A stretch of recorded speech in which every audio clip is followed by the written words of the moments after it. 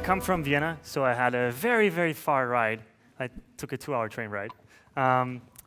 And I'm here today to talk about styling component-based systems. I work on a project called Spectrum, which is a platform for online communities. If you imagine a mixture between Slack and a forum.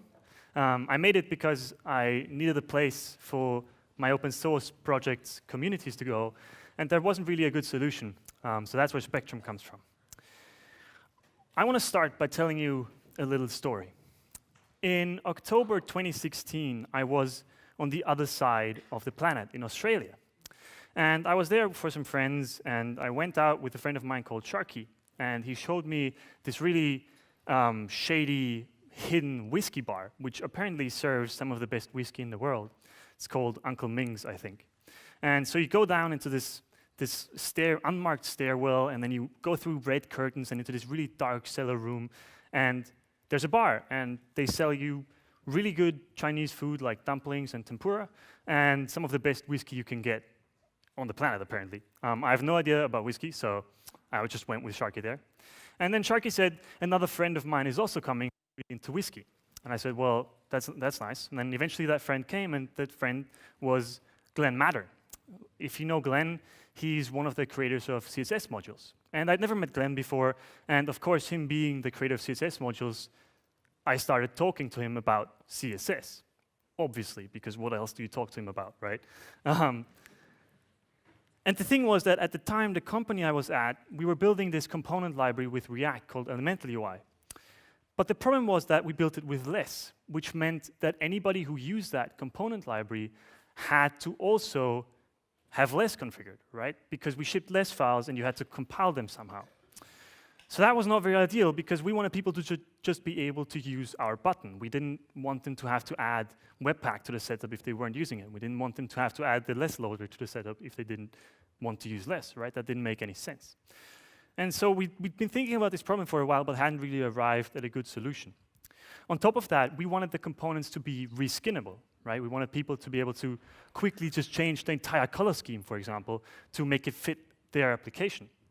That also wasn't possible because even though we used less variables throughout the entire CSS, people who npm installed that component library couldn't change those variables, right? They were hard-coded in our own files, and they couldn't really change them unless they vendored it in, which nobody ever did, because that's annoying. And so we'd been thinking about this problem for a while, and I talked to Glenn about it, and Glenn said, well, have you heard about this thing called CSS in JavaScript? And we'd internally discussed using CSS in JavaScript for a bit, but it wasn't very appealing. It just sounds like the stupidest idea I'd ever heard.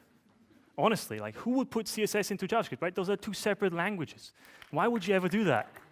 That's what I get class for? Ah, of course, of course.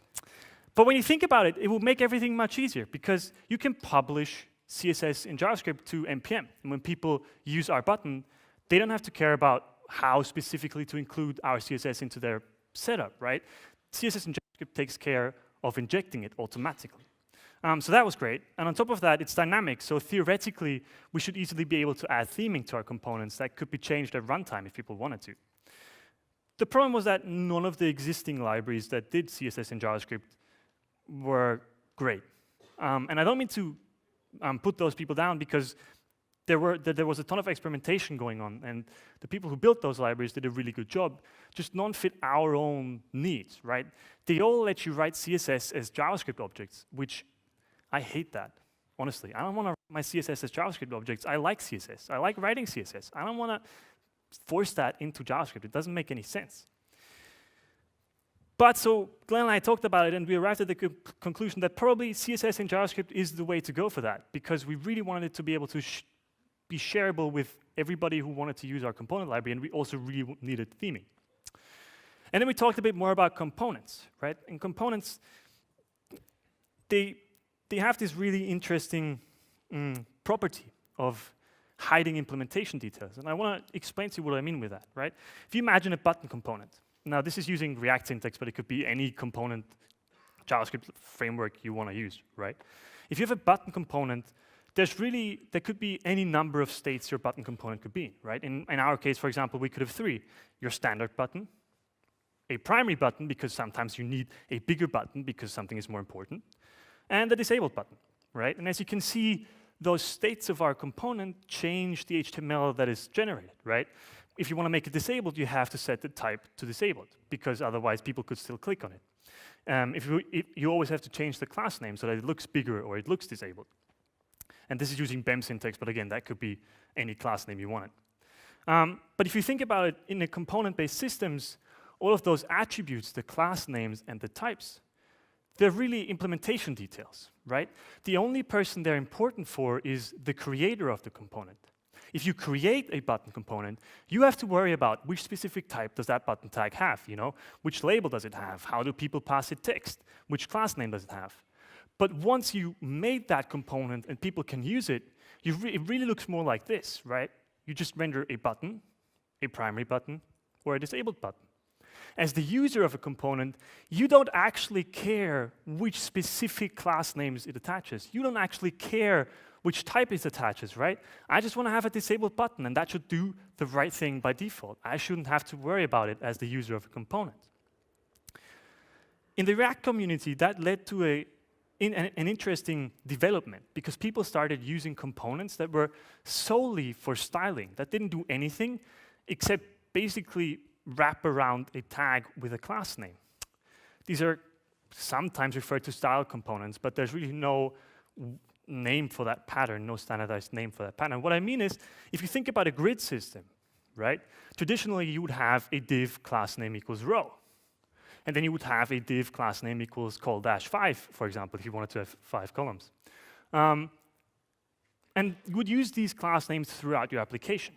So what people in the React community, and we especially in our project started doing, is wrapping these divs in their own components. So suddenly you had a row component and you had a column component, and you would use those components throughout your app.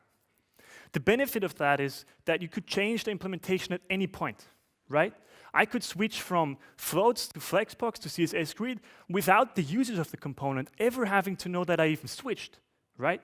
They wouldn't care because they're still just rendering rows and columns. They don't care what that class name does, which class name it applies. They don't have to care about any of that. They just render a row and some columns, and that's it.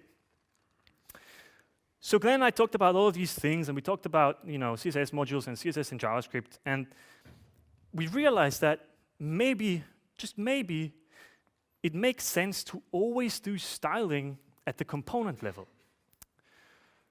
And that was really the first big breakthrough we had, right? The first time we both went, wait a second, we could do things differently, right? There could be a different way of doing things. So we thought about how could we make that work, right? Where do we go from there? How do you move styling to the component level? What does that even mean? And so the next day, we sat next to each other in a shared office and just had our laptops open and typed out possible APIs for this library we were going to maybe create, potentially, right? And what we arrived at, sort of a first idea, would look something like this. You said const component equals element div, and then somehow you were going to add styles, right? We didn't know what that looked like yet, but essentially you would always bind your styles to a DOM node and then reuse that component throughout your application.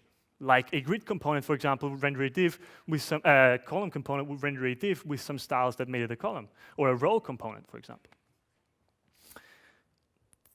Then we started thinking about this thing of putting styles into JavaScript, because we really didn't want to write styles as JavaScript object.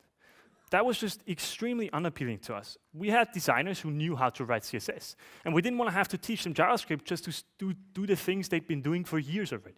Right? They know how to CSS. They know how to write CSS. So the second big breakthrough we had is that we figured out, what if we put actual CSS into JavaScript? What if we let people write actual CSS like they're used to in JavaScript? And what that looked like initially was something like this, right? You said const component equals lmdiv, and then some styles.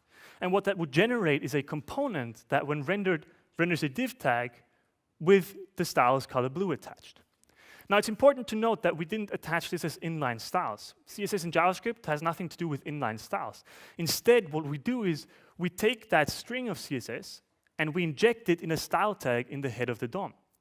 That means theoretically you would be able to use media queries, pseudo-selectors, pseudo-elements, everything CSS does, this does too. At least that was the plan. And so this is pretty much where we ended the first day, right? We had this sort of API, and Glenn said, I'm going to go home, and overnight I'm going to hack up a first prototype and see if we can make it work. And the next day he came back, and he showed me an API that looked like this, right? And this was sort of a small synthetic difference, right? If you think about it, the syntax is almost the same between those two versions. The important difference is that this is using tagged template literals. Now, tagged template literals were introduced into JavaScript in ES 2015. So they're a very new JavaScript feature. But essentially, those backticks that you see are just calling another function, right? So those are like any function you can also call with backticks. And there's some differences in how the function who receives the string actually can handle the arguments, which was very important for the next point, which is that we realized we could use functions for conditional styling. Now that wasn't obvious, because in the first API, in this API, if you were to put a function into this template string, that function would get stringified, and suddenly in the middle of your CSS, you would have a literal function, right? Just a JavaScript code, which is totally useless. Like, who needs that anyway? That's totally useless.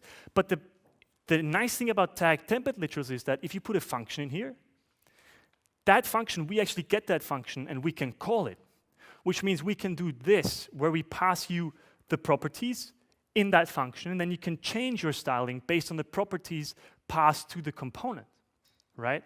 So what you see here is a component that renders a div, which has a color of blue if the primary property is set, and a color of red if the primary property isn't set. And suddenly you could do whatever you wanted in your CSS, really depending on the properties, right? Which is something we needed for our button component. And so this is the story of where styled components comes from. That's what we eventually called this library that came from this week of bashing our heads against each other and messing with JavaScript. The important point really is the big differentiator that made it different and to us easier to use was the removal of the mapping between styles and components. If you think about it, a class name is a mapping of a piece of styling to a DOM node. And it's a many-to-many mapping. Any DOM node can have many class names, and any class name can be applied on many DOM nodes, right? So it's a many-of-many mapping between styles and components. But as a developer, when you're creating a component, the only time you ever use a class name is in that component, and then you reuse that component. If you have a button component, you only ever write that button class name once, and then you use that button component throughout your entire application. So if you have a mapping that used to be many-to-many and still is to the DOM many-to-many, but for the developer, it's really one-to-one, why do you have that mapping at all, right? There's no need to have a mapping that's one-to-one. You can just bind them together. So this is what styled components looks like today. You import styled from styled components, and then you say const title equals styled.h1 and then a tag template literal. Now this styled.h1 call generates a component that renders an h1 DOM tag. And that h1 DOM tag has a class name that has these styles applied. So in this case, our title component will have a font size of 1.5 em, will be aligned to the center, and will have a color of pale violet red. And then we have a second component here, which is a wrapper component, which renders a section tag that's 100% width and height, has some padding, and has a papaya whip background. These are React components in this case, right? So these React components I can just take and use like any other React component. If you've ever used React, these can be used like any other React component you've ever seen, right? You just write wrapper and title in your JSX. And when you look at this in your browser, you get a section that has a papaya whip background and is width and height 100%, and a title that's centered and has a color of pale violet red. So here we've really remove the mapping for developers between styling and components. And instead of reusing class names throughout your application, you're reusing components throughout your application.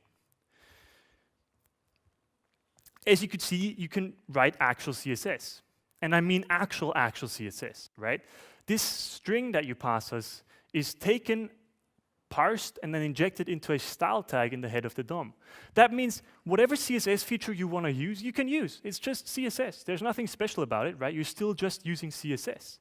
So you could have a color changer component, right? That by default has a background of papaya whip, and a heading inside has a color of pale violet red. And then above a certain width, with a media query, you have a background of medium sea green, and the H2 has instead a color of papaya wood. Now, this is not some hack or anything. This is actual CSS, and you can write whatever CSS you want. If we open this color changer component in our browser, and we resize the browser, what you'll see is that it changes color. Ooh, CSS media queries, yay. I know we've all seen this before, but the point here is really that it's actual CSS. Whatever CSS you know, you can use. We don't restrict anything. We don't have to restrict anything because it's just CSS, right? There's nothing special about it. It's the CSS you know and love. And then comes the adapting based on props part, right? As I said, we had this button component earlier, where you have a normal button and you want to have a primary button in this case, right? You want to have a standard button and then a more important button for the important buttons, whatever that means. And with style components, I can do that, right? I can change my background color and my color based on the property that is passed to the component. So in this case, our button will have a background of pale violet red and the color of white if it's primary, and a color, and then it's inverted if it's not primary, right? So if we render a primary button and a normal button, what that looks like in the browser is that you have a normal button and a primary button. Who would have thought, you know? But it's important because this allows us to create API, component APIs that are very natural to React, at least in this case. Passing a primary prop to button is pretty standard, right? And as the user of the component, again, I don't have to care what that button does when I say it's primary or when I say it's not primary. I don't have to care at all. In this case, it's using styled components function interpolations to change the styling a bit, but it could just as well do any number of other things, right? And then came our sort of last big feature that we wanted to add, which is theming. And we realized that we could do theming based on React's context feature. So if you've ever used Redux, Redux passes state through the component context.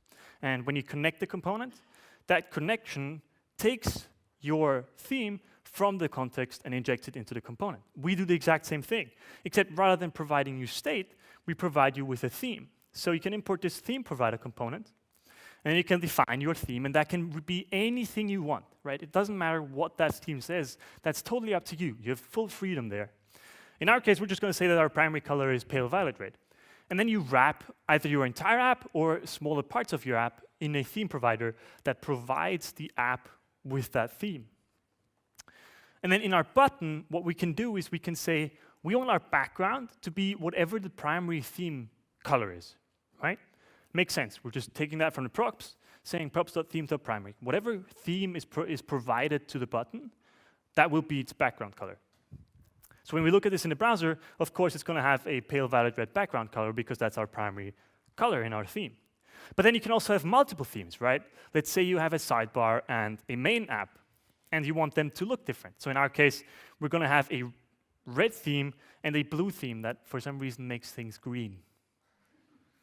I just realized that I should say green theme. So we have a green theme and a red theme. Ignore that says blue. And then we're going to wrap different parts of our app in different themes, right? So one part of our app will be in the red theme, and one part of our app will be in the blue theme. And then when we render that button, those two buttons, in the browser, you'll see that one is red and one is green.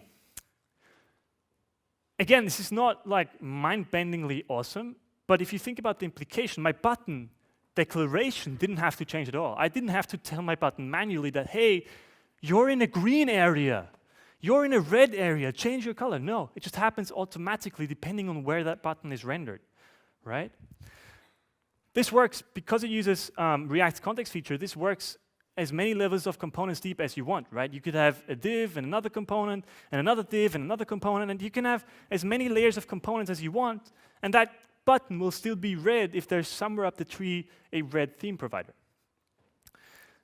And this really meant that people could reskin our components at moment's notice, right? Whenever they needed it. If they wanted to have a dark theme for their entire app, they just swap their theme out, and that's it. And it'll automatically re-render with a new theme. Now, usually, at this point, people say, well, that's cool, Max, but why do you hate CSS? And I think people must understand the purpose of styled components, or all this exploration around CSS and JS in general, right? Because CSS is a great language. I love CSS. It's an extremely hard problem. There's this great quote by a man named Keith, who said, when you code CSS, you're writing abstract rules to take unknown content and organize it in an unknown medium. That shit is hard. CSS solves an extremely hard problem in an extremely elegant way. For Spectrum, for example, we let users post posts, right? And they can write comments to those posts. So it's a very standard thing. But if you even think about how many different things could people write in those posts and in those comments, there's infinite combinations of characters and emojis and images that they could put into those posts and comments. And yet, I just have to write 5 lines of CSS and it'll all look good, hopefully. And also, that same content can be rendered on, I don't know how many millions of different devices we have by now. How many different laptops and mobile phones and watches and what have you that websites are rendered on, right? This problem is an extremely hard one. Take arbitrary content in an arbitrary medium and make it look good. That's an extremely hard problem, and CSS solves it extremely well. And style components isn't meant to say, hey, CSS is shit, we're going to do this better. Not at all, right? All we're doing is taking CSS and making it work even better for our use case, right? Which for us was a component system. We needed CSS to work well in a component system, and we wanted to take the overhead out for human developers, right? We didn't want our developers to have to worry about which specific class name is used where and to avoid naming collisions and all of that. We just wanted our developers to be able to write their components, have it themable, and have it easily be shareable on NPM. And that's really where style components comes from. It's not trying to replace CSS, it's trying to enhance it and make it work for our use case. Thank you very much. That's it. That's all I've got today. But I've also got a ton of stickers, which I put on the slides, so I don't forget to say that. So if you want stickers, just come find me afterwards, and I'll give you some. Thank you.